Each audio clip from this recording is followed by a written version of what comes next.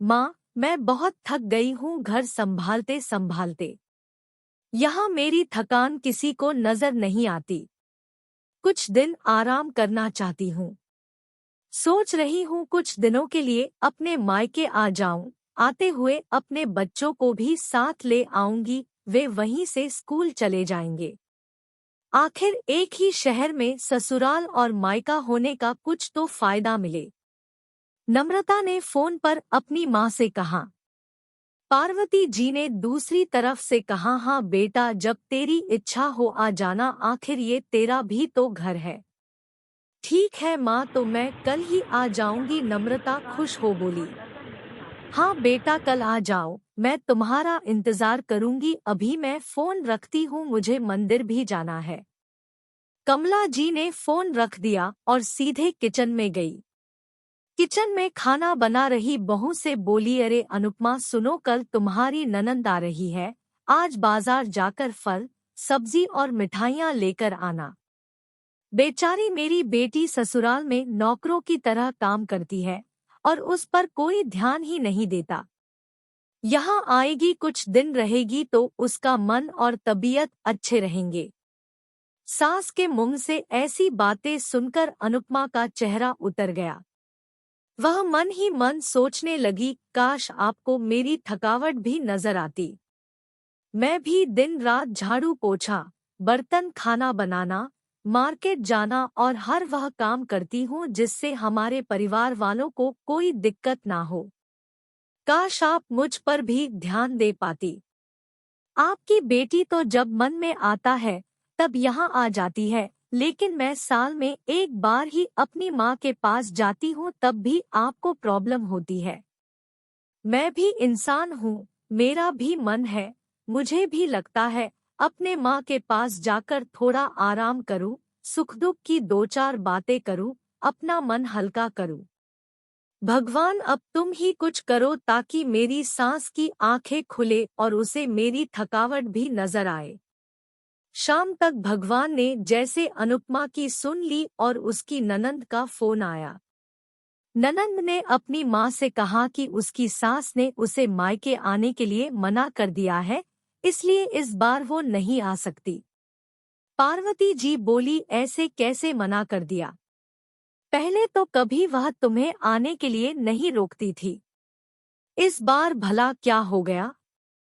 लाओ मेरी बात कराओ उसने, मैं समझती हूँ। नम्रता ने फोन अपनी सास के पास दिया। पार्वती जी ने कहा, नमस्कार समधन जी, आपसे कुछ कहना था। समधन जी ने कहा, कहिए। दरअसल नम्रता कल त्योहार है, इसलिए अपने मायके आना चाहती है, अगर आप उसे भेज दे तो अच्छा रहेगा। नम्रता की सास ने कहा, देखिए समधन जी, आपकी बेटी मायके जाकर रहे, इस बात के लिए हमने उसे कभी नहीं रोका और इस बात से हमें कोई प्रॉब्लम है भी नहीं। कुछ दिनों पहले मैं अपने रिश्तेदार के शादी में गई थी, वहां आपकी बहू अनुपमा की माता जी से मिलने का मौका मिला।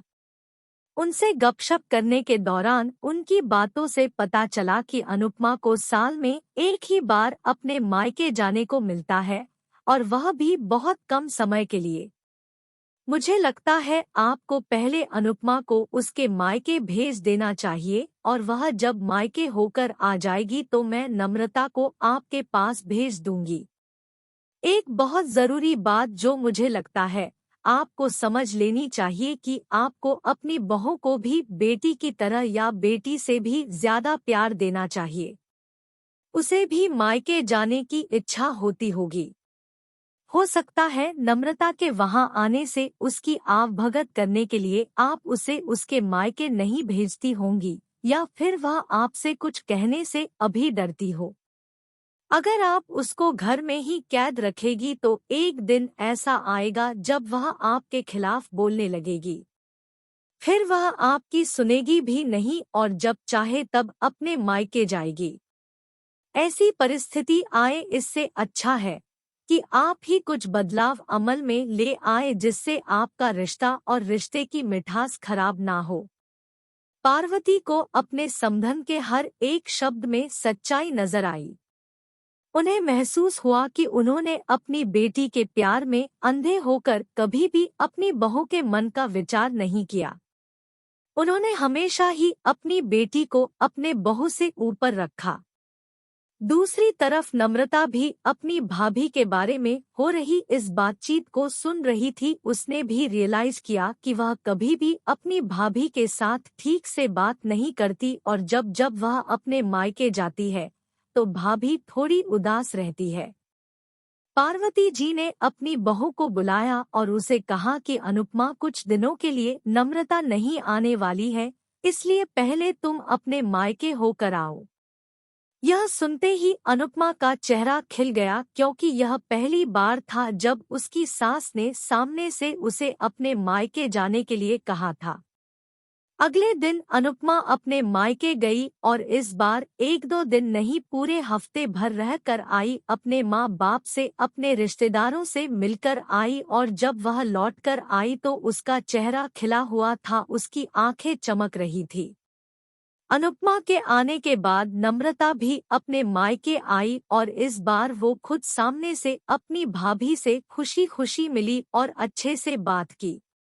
नम्रता ने अपनी माँ से बात करके उन्हें भी अच्छे से समझने में मदद की कि वह कहीं ना कहीं अनुपमा के साथ गलत व्यवहार कर रहे थे। दूसरी तरफ अनुपमा अपने ससुराल वालों के बदले रवैया से बहुत खुश थी। अब वह खुशी खुशी सबका ध्यान रखती और हर काम प्यार से करती। वह ध्यान रखती कि कोई भी ऐसी बात या काम ना करे जिससे घर में तनाव का माहौल पैदा। पार्वती जी अपनी बहू को खुद ही समय समय पर मायके भेज दिया करती। एक छोटे से बदलाव ने सास बहू और भाभी ननंद के बीच की कड़वाहट को दूर कर दिया और रिश्तों को और भी ज्यादा मीठा और मजबूत कर दिया।